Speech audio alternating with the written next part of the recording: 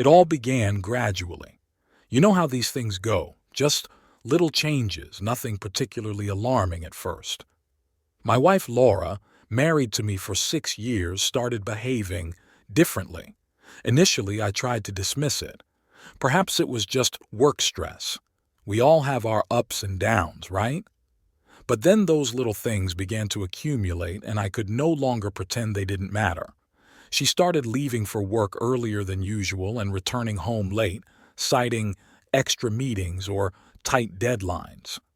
I'd sit there, waiting for her return, and when she finally walked through the door, she would hardly acknowledge my presence. It felt as though she was perpetually glued to her phone, her face illuminated by the screen while I sat across from her, feeling utterly invisible. The laughter that used to echo through our home completely vanished. It was replaced by a chilling silence. I'm not proud to admit it, but one night, my curiosity got the better of me. After she left her phone unattended on the kitchen counter, I noticed a message pop up while I was cleaning. It was brief, something like, "Can't wait to see you." My heart sank. I wasn't meant to see it, but I did. The way her face lit up when she read that message. I hadn't seen her smile like that in months, not when she was around me anyway. That was when the doubts began to seep in. At first, I tried to convince myself it was nothing significant. Perhaps it was just a friend from work, maybe a casual chat. But the anxiety grew within me like a toxic vine, slowly strangling my peace of mind. The shift in her demeanor was real, not just a figment of my imagination. Something was clearly amiss, and the gut feeling I had was anything but reassuring. I began to scrutinize her more closely. Those little details I had overlooked before suddenly became glaringly obvious. She changed her phone password, which in itself wasn't a huge deal. But why all the sudden secrecy? We used to be completely open with one another. We shared everything, our days, our thoughts, even the most ridiculous memes. But now, it was as if a wall had been erected between us. The warmth and affection that once flowed freely between us had disappeared. Every time I tried to be intimate, I was met with either a chilly response or an excuse about being too exhausted. I tried to attribute it to stress or maybe some personal issue she wasn't ready to share, but that explanation started to wear thin. The gap between us widened, and I found myself lying awake at night, staring up at the ceiling, questioning where everything had gone wrong. Then came the whispers of rumors. You know how mutual friends can be. Sometimes they mean well, but when you hear things like, "Oh, I saw Laura having lunch with that guy from her office," it sticks in your mind. The same guy, time and again. Initially, I wanted to dismiss it. I certainly didn't want to be that paranoid husband who saw ulterior motives in every interaction. But when I kept hearing that name mentioned in various conversations, I couldn't ignore it any longer. I felt like I was losing my mind. There was no way I could confront her directly. What if I was mistaken? What if I was just imagining things? But then again, what if I wasn't? That's when I reached out to Rachel. Rachel lived next door. We'd been neighbors for years, and she was always a welcoming presence. Having gone through a tough divorce a couple of years back, I thought if anyone could provide insight, it would be her. One afternoon, while we sipped coffee on my porch, I broached the topic. I didn't dive in head first. I'm not that blunt. Instead, I danced around the subject, mentioning Laura's recent distance and how confused I was about it. Rachel listened attentively at first, then hit me with a question that resonated deeply. Do you trust her? I remember being silent for what felt like an eternity. The truth was, I wasn't sure anymore. I wanted to trust her, but that seed of doubt had taken root, and no amount of wishful thinking could convince me otherwise. Rachel, perceptive as ever, didn't sugarcoat her thoughts. She shared that she had seen similar situations before, where dynamics shifted and people began to hide aspects of their lives. While she didn't directly accuse Laura of cheating, she certainly didn't dismiss the possibility. Instead, she advised me to keep my eyes peeled and be vigilant about the little things. People who have nothing to hide don't hide anything, she said. And damn, did that hit home. The following weeks were spent in a state of heightened awareness. I wasn't about to blow up my marriage over mere rumors and suspicions without concrete proof. But I observed. I waited. Every little action she took, every late night she claimed to have at work, every message she quickly deleted. It all felt like pieces of a puzzle that was slowly taking shape. Strangely, as I scrutinized her more, I felt myself drifting away from her emotionally. It was as if I was already preparing myself for the worst. I'd catch her laughing at something on her phone and wonder, is that for me or for him? And every goodnight kiss that didn't even warrant eye contact tightened the knot in my stomach. During this time, Rachel and I spoke more frequently. She became my confidant, the one person I could vent to without fear of judgment. She never pressured me one way or another, but reassured me that my feelings were valid. I wasn't overreacting.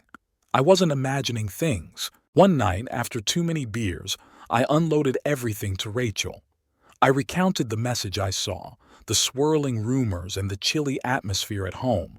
I felt like a fool for not confronting Laura directly, but I simply didn't have the courage. Rachel didn't mock me. She didn't tell me I was being foolish. Instead, she leaned in and said, "David, you need to find out the truth. Don't let this drive you crazy, but just be cautious." And so, I found myself playing the role of detective in my own marriage, desperately trying to piece together a puzzle I wasn't even sure existed. After that talk with Rachel, things escalated quickly. This wasn't something I had planned for, but once that seed of doubt was planted, I couldn't just sit back and let it grow unchecked. I needed answers. Living in this strange limbo, constantly second-guessing Laura's every move, was driving me to the brink of insanity. Rachel had a remarkable way of making the situation feel normal, as if it was completely reasonable for me to start monitoring my own wife. Oddly enough, I didn't even feel guilty about it, which, in hindsight, perhaps I should have. But when you're caught up in the chaos, convinced your wife might be sneaking around behind your back, guilt often takes a back seat to the instinct for self-preservation. We started off small. I didn't want to come across as paranoid or desperate, so my initial step was to keep an eye on her phone. Whenever she left it unattended, I would pick it up, scroll through her messages, and check her social media. It's astonishing how quickly people forget that their phones serve as windows into their private lives. But Laura was clever, much smarter than I had given her credit for. Her messages were pristine, almost too pristine. There were no signs of anything amiss. If she was conversing with someone, it certainly wasn't in her usual chats. She was probably using some encrypted app or deleting everything right after. I found myself torn between frustration at her secrecy and the inability to prove anything. That's when Rachel suggested we take our efforts up a notch. "You can't just wait around for her to slip up," she advised one evening while we sat on my porch. The moon hung low in the sky, casting an eerie glow over everything. "You need to start tracking her movements. Be smart about this." Initially, I thought she was joking. Was I really supposed to follow my wife around like some amateur detective? But Rachel was dead serious. "We'll do it together," she said, leaning in closer, her voice barely above a whisper. "You're not alone in this." And that's how it began. Rachel and I started alternating shifts to watch over Laura. When I was at work, Rachel would keep an eye on her, and when I was free, I'd check in with friends or acquaintances to track her whereabouts. It turned out to be less challenging than I anticipated. Laura's routine was largely predictable, save for those elusive lunch meetings or late nights at the office. Rachel and I found ourselves falling into a strange rhythm. It felt like we were partners in this covert operation, each playing our part in uncovering the truth. Afterward, we'd meet to compare notes and share what we had discovered. Gradually, those conversations shifted focus from Laura to us. I can't pinpoint the exact moment it happened, but somewhere along the way, I began looking forward to my time with Rachel. She was no longer just helping me unravel my wife's betrayal. She was filling a void that had been expanding in my life for years. The more distant Laura grew, the closer I felt to Rachel. We'd sit on either of our porches, enjoying beers, talking deep into the night. What started as conversations about Laura quickly morphed into discussions about our fears, disappointments, and the things we wished we had done differently. Rachel had a way of looking at me that made me feel understood, as if she grasped everything I was going through without requiring an explanation. Her gaze, damn, it had been so long since someone had looked at me that way. Not since before Laura and I started drifting apart. It felt incredible to be seen again. One night, after a few too many drinks, I let it slip. What if she really is cheating? What the hell am I supposed to do then? Rachel didn't hesitate for a second. "You don't just catch her," she said, leaning in closer, her voice almost a whisper. "You get your own satisfaction. You deserve it, David. After everything she's put you through." Her words struck me like a freight train. The notion of revenge, of flipping the script on Laura, hadn't even crossed my mind until that moment. But once Rachel planted that idea, it became an obsession. Why should I be the one suffering through her betrayal while she frolicked off with some other guy? It simply wasn't fair. I deserved better. The more time I spent with Rachel, the more I recognized what had been missing from my marriage. It wasn't merely about the lack of sex, though, let's face it, that had been non-existent for a long time, but about the connection, the intimacy. I hadn't had someone truly listen to me, really listen to me, in years. Laura was always too busy, too tired, or too emotionally distant. But Rachel, she was present, fully engaged, and I found myself getting lost in those late-night conversations, in the way she looked at me, the way she touched my arm when she laughed. And yeah, I'll admit it, there was a thrill in the danger of it all. The excitement of sneaking around, not knowing what would unfold next. It was intoxicating. We didn't just spy on Laura anymore. We began to plan. We started mapping out the times when she would be out, piecing together her routine and identifying patterns. It wasn't difficult to predict when she'd sneak off for lunch with that same guy from her office. I started recognizing his name in conversations, even though Laura never mentioned him to me.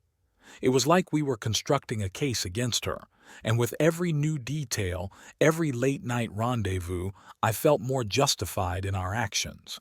Rachel became my anchor during this tumultuous time. I honestly don't know how I would have managed without her. We were in this together, and it had evolved beyond just Laura. It was about us. Something unexpected was blossoming between us, and I wasn't sure what to make of it. One night, after yet another round of investigating, Rachel and I found ourselves sprawled on her couch, engaged in conversation about life.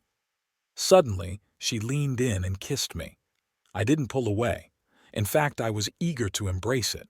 At that moment, it felt completely natural, as if it was meant to happen. It had stopped being solely about Laura. It wasn't just about proving her wrong or catching her in the act anymore. It was about my own needs, what I craved and what I truly deserved. And Rachel?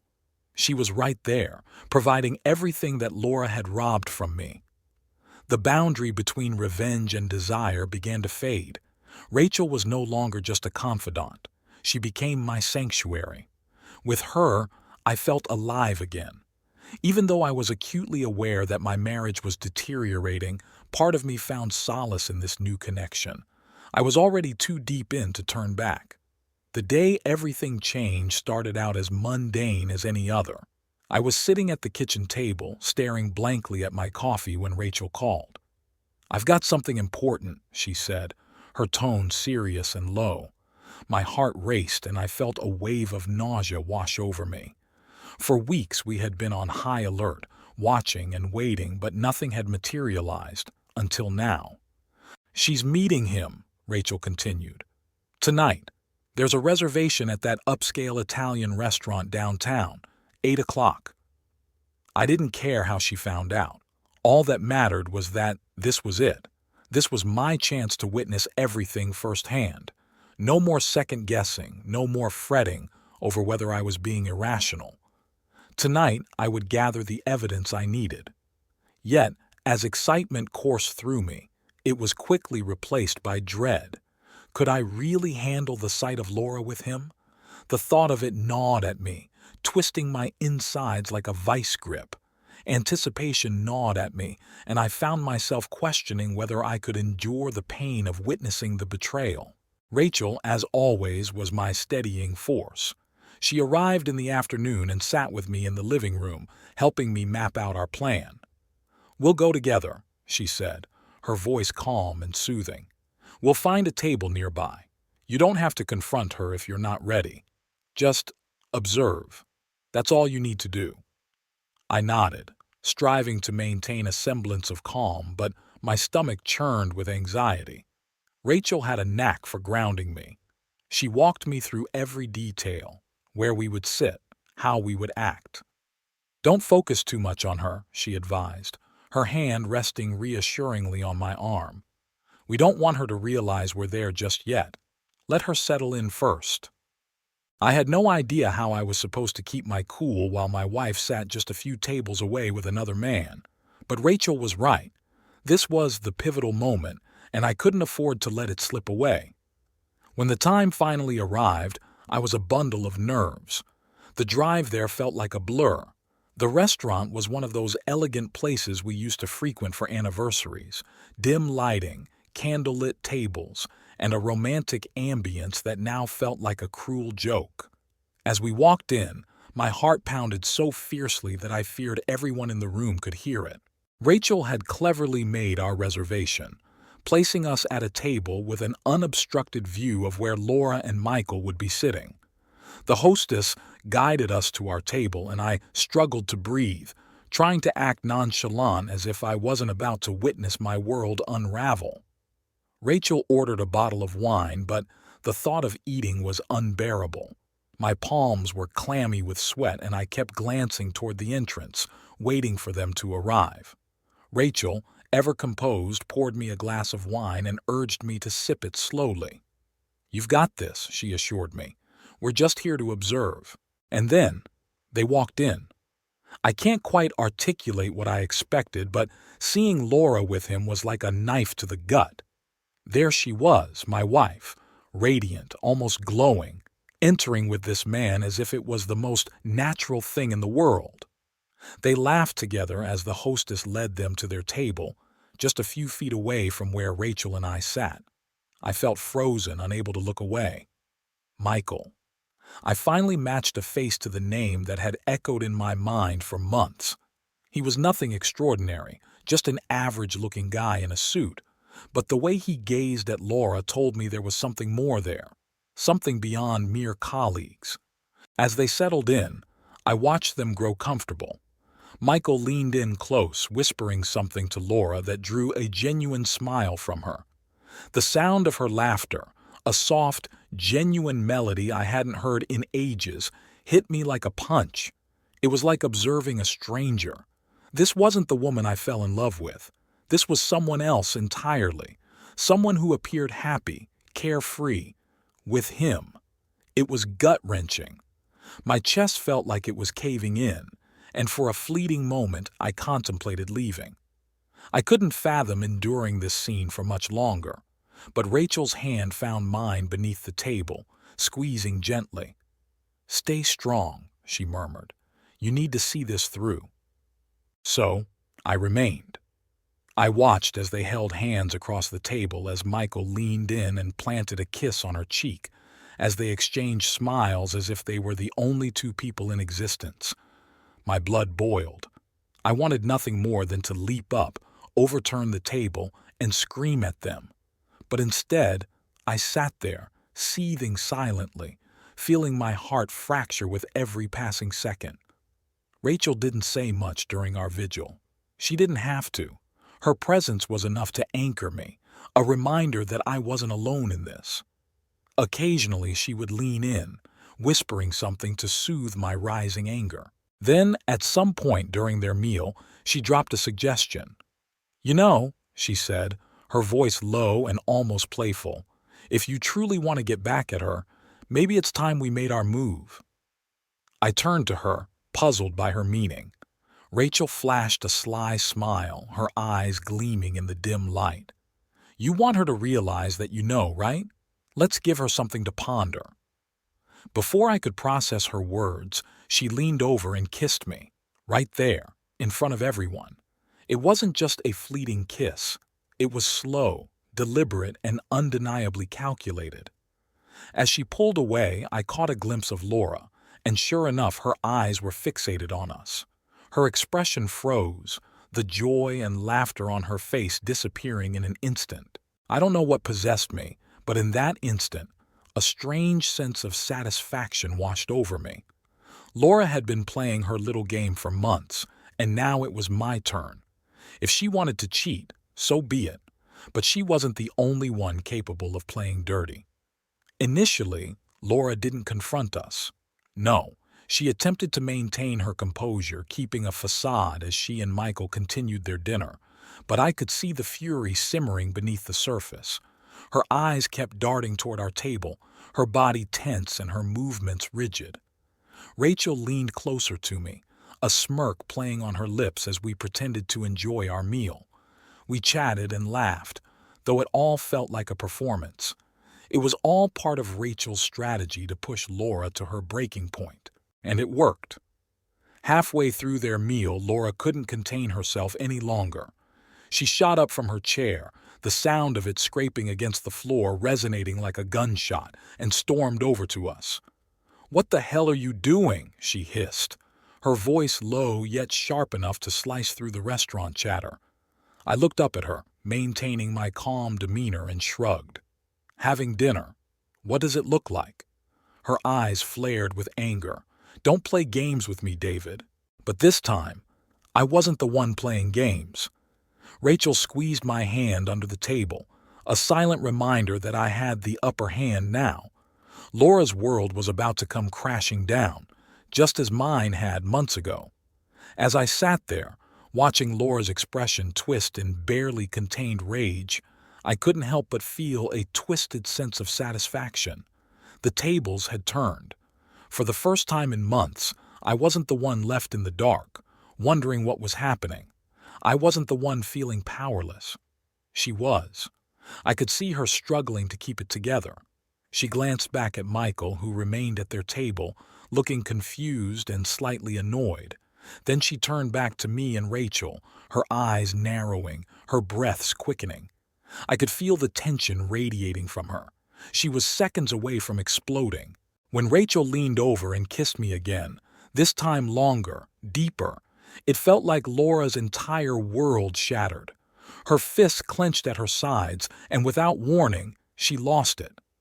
"Are you fucking kidding me, David?" she screamed, her voice shattering the quiet hum of the restaurant. Heads turned, conversations halted. Suddenly, every pair of eyes in the room was on us, the weight of the moment palpable. I could feel the air thicken with tension, the anticipation of what was about to unfold. I didn't answer immediately. I just sat there, letting her words hang in the air, watching as she unraveled in front of everyone. It was surreal, almost like I was an observer in my own life. Rachel remained calm, sipping her wine, a satisfied smirk on her lips as she took in the chaos. Laura took a step toward our table, her voice rising in pitch. "You sit here, kissing her, while I'm with Michael? Are you seriously that pathetic? You think this makes you better than me?" Finally, I met her furious gaze, my voice steady as I replied, "No, Laura, this isn't about being better. It's about the fact that you've been lying to me for months." She opened her mouth to argue, but no words came out. Instead, she stood there, her face flushed with anger, her chest heaving. The whispers around us intensified, murmurs spreading through the restaurant as more eyes focused on our table. I felt the collective judgment, the silent stares of strangers now bearing witness to the destruction of my marriage. "I'm not the one who's been sneaking around behind your back," I added, my voice low but resolute. "You really thought I didn't know?" That was the moment she snapped. "You don't get to play the victim here," she shouted, slamming her hands on our table. Glasses rattled and a couple nearby flinched in shock. "You're nothing but a spineless coward, kissing her in front of me like some pathetic child. What? You think this is revenge? You think this makes you look like a man?" I felt my pulse quicken, heat radiating through my chest. But before I could respond, Rachel stood up, cool and collected. "I think he looks like a man who's finally done with your bullshit," she shot back, her voice dripping with disdain. Laura's eyes darted to Rachel, and for a moment I braced for her to lash out. The tension between them crackled like electricity, each of them sizing the other up. But instead of confronting Rachel, Laura redirected her fury at me. "You think this is over?" she spat, her voice trembling with rage. "You think you can just sit here, flaunting this trash in front of me, and I'll just walk away?" That was when the staff intervened. "Ma'am, we're going to have to ask you to calm down," one of the waiters said cautiously, approaching as if Laura were a ticking time bomb. But she was well beyond the point of reason. She shoved his arm away, her focus solely on me. "You're a fucking joke, David," she screamed. "You and your pathetic little revenge plot. You think I care? You think this bothers me?" Her voice echoed throughout the restaurant, and now the entire place had come to a standstill. People were staring. Phones were out, recording, capturing every second of her breakdown. I could hear the clicks of cameras and the beeps of notifications as people sent messages. My heart raced, but I didn't stop her. This was her doing, and I wanted everyone to see it. "You're the one who destroyed us," I said, my voice steady but loud enough for everyone to hear. "Not me." Laura recoiled as if I had physically struck her, her face contorting into a mask of contempt. But beneath the anger, I caught a flicker of something else: vulnerability. It was as though she hadn't anticipated this confrontation to unfold so publicly, so utterly. Taking a step back, she glanced around, finally aware of the crowd that had gathered, eyes glued to us. Then, like a light switch flipping, she turned on her heel and stormed out of the restaurant, pushing past bewildered waitstaff and Michael, who sat there in stunned silence. She didn't spare a glance back as the door slammed shut behind her. For a moment, the entire restaurant was enveloped in a heavy silence. Then, gradually, the whispers began to rise. Murmurs of disbelief and laughter rippled through the room. The waitstaff scrambled to restore order, apologizing to diners, but the damage had been done. Rachel settled back in her chair, a triumphant smile spreading across her face as she raised her glass to me. "Here's to new beginnings," she declared, her voice soft yet tinged with satisfaction. I sat there, my mind racing, trying to process the whirlwind of emotions that had just exploded. I was in shock, yet there was an undeniable undercurrent of relief, a darker part of me that savored the moment. Laura's public meltdown confirmed everything I had feared. There was no turning back now. But the repercussions were only just beginning. The next morning, I woke to my phone buzzing incessantly. Initially, I assumed it was the usual barrage of emails and messages. But when I checked, I was greeted by an avalanche of notifications flooding my screen. A video had surfaced. The video. Someone had recorded the entire confrontation, every shout, every insult, and posted it online. It didn't take long for it to go viral. Within hours, the views skyrocketed, comments flying in from all directions, people sharing it like wildfire. The title was Merciless. Wife loses it after catching husband with another woman, karma at its finest. I clicked on the video, watching in disbelief as Laura's face filled the screen, her voice distorted by the grainy quality, yet the fury was unmistakable. I caught a glimpse of myself in the background, calm, collected, and then there was Rachel, looking utterly unfazed as she sipped her wine. The comments were ruthless. This woman got exactly what she deserved. Imagine being this unhinged in public. Lol, I don't know who that guy is, but he handled this like a champ. As I scrolled through the messages, a strange cocktail of emotions surged within me. Guilt began to gnaw at me, knowing that Laura's world was about to collapse in the most public way imaginable. But alongside that guilt, a more powerful feeling bubbled up: enjoyment. Her carefully constructed reputation was unraveling right before my eyes. People were mocking her, dissecting every moment of that video. By the end of the day, it had racked up tens of thousands of views. Everyone was watching her fall apart, and there was nothing she could do to stop it. And the most surprising part, I didn't feel a shred of sympathy for her, not one bit. Laura had betrayed me, deceived me, and now she was facing the consequences of her actions. For the first time in what felt like forever, I felt liberated. There was no going back, no hope of reconciliation. She had destroyed us, and now the world was in on the secret.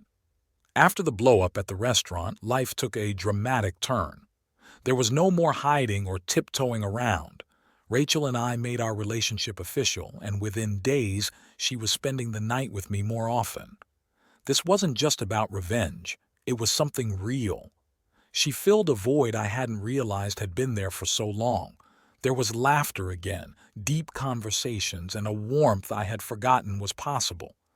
With Rachel, I could finally breathe, and my life felt lighter, even amid all the chaos. Laura, however, was left to navigate the fallout from her public spectacle. The video of her losing control spread like wildfire, thousands of views within days. The comments were brutal, mocking her behavior, and before long, whispers of it reached her workplace. Mutual friends informed me that her reputation lay in tatters. Questions about her professionalism began to circulate, and she quickly became the subject of jokes around the office. Laura had always been careful about her image, but now that image lay in ruins. And then there was Michael. As the drama escalated, he vanished without a trace. I wasn't surprised. He didn't want to be associated with her any longer, especially after the video went viral. He ghosted her, leaving her to deal with the fallout on her own. Despite the humiliation she faced, Laura attempted to reach out to me. At first, it was just a handful of texts, simple, vague pleas like, "Can we talk?" or "I miss you." I ignored them all. Then came the apologies, the desperate confessions that she had made a mistake, that she wanted to repair what was broken. It was far too little, far too late. One day she showed up at my house unexpectedly. I opened the door to find her standing there, utterly shattered. Her eyes were puffy and red, her complexion pale and drawn. She looked like someone who hadn't slept in days, barely holding it together. "David, please," she pleaded, her voice quivering. "Can we talk? I messed up, I know I did, but we can fix this." I studied her, taking in the woman on my porch. This wasn't the confident, polished Laura I once knew. She looked desperate, pitiful even. "There's nothing left to fix," I replied, my tone icy. I didn't feel anger anymore, just finished.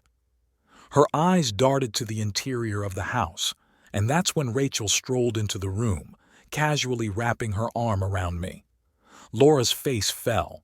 In that moment, she knew it was over. The tears she had been holding back vanished, replaced by a steely resolve. Without uttering another word, she turned on her heel and walked away, and just like that, the last flicker of hope she had was extinguished. After that encounter, Laura didn't attempt to contact me again. The texts stopped. The calls ceased. She was left to navigate this turmoil alone. From what I gathered, things were spiraling downhill for her. Her job was hanging by a thread. Her friends had begun to distance themselves, and Michael had completely vanished from her life. The carefully crafted existence she had built was collapsing, all because of her own decisions. Meanwhile, my life with Rachel flourished. She wasn't merely a pawn in my quest for revenge. She had become someone I genuinely cared for. Together, we started to build a life that felt right. It was easy, it was exhilarating. And for the first time in years, I felt a sense of optimism creeping back into my life. Laura had faded into a mere memory, a chapter of my past that I was finally ready to close. And as I moved forward with Rachel, I began to realize just how much better off I was without her. It's curious how life unfolds, isn't it? If you had asked me a year ago where I envisioned myself, I never would have imagined it would culminate in this. Sitting here now with Rachel by my side, I've had ample time to reflect on everything, how far we had fallen, the choices that led us here, and the man I became in the process. Revenge was never my initial aim, at least not in the beginning. I simply wanted the truth. I wanted clarity about what had happened to my marriage, to the woman I thought I knew. But once Rachel and I started digging deeper, once I uncovered the truth in its raw form, it morphed into something else entirely. It became about reclaiming control in a situation where I had felt utterly powerless. And I did.